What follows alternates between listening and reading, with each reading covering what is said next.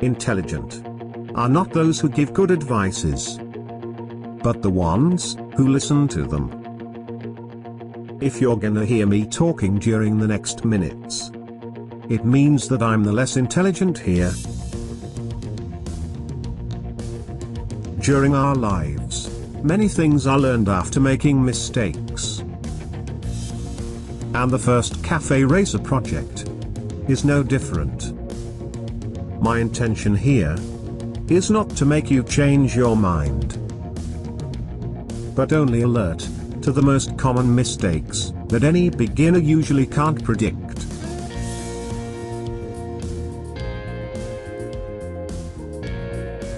Welcome to Racer TV.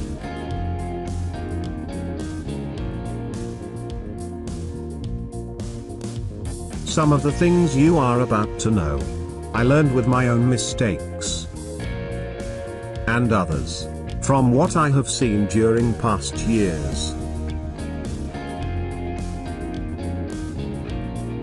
So let's begin with one of the most common. If you're an amateur, do not try to paint the main parts on your own. A good paint job is an art that requires a lot of experience and professionalism. Because during the preparation and painting process, there are a lot of things that can go wrong. And the most frustrating thing is that you will only know it at the end of the job. This doesn't mean that you can't paint small parts. And if you have some experience, you can even paint the whole frame structure. But with respect to the main parts, such as the fuel tank, fenders, or side covers, let a professional do the work for you.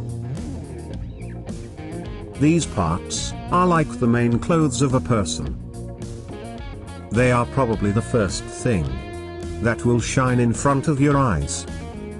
And that's why a perfect paint job is so important. One of the things to avoid is being careless. Do not make decisions without thinking about the details. I'm not talking about decorative things, such as artistic paintings, or the turn signal's color. I'm talking about details, such as the size of each part, and how it will fit in the bike. Because these are the little things that will bring quality to your project. Don't expect that everything will fit together. Check all measurements before buying any parts or accessories. Try to use Photoshop and see how they will fit into the final project. This way, you will avoid unpleasant surprises, and everything will seem nicely done. Another thing that some people usually do is choosing the wrong base bike. Some do it because they already have it, and others buy it because it's cheap. And my advice is to avoid starting a Cafe Racer project with a very difficult base motorcycle. In some cases, it's achievable, but it will require much more work and money than if you had started with the right bike. In the end, it may not be as good as expected, and it will not even be worth the money that was spent during the project. On bikes like these, it's always preferable to use them for a scrambler, a dirt tracker, or even a street tracker project.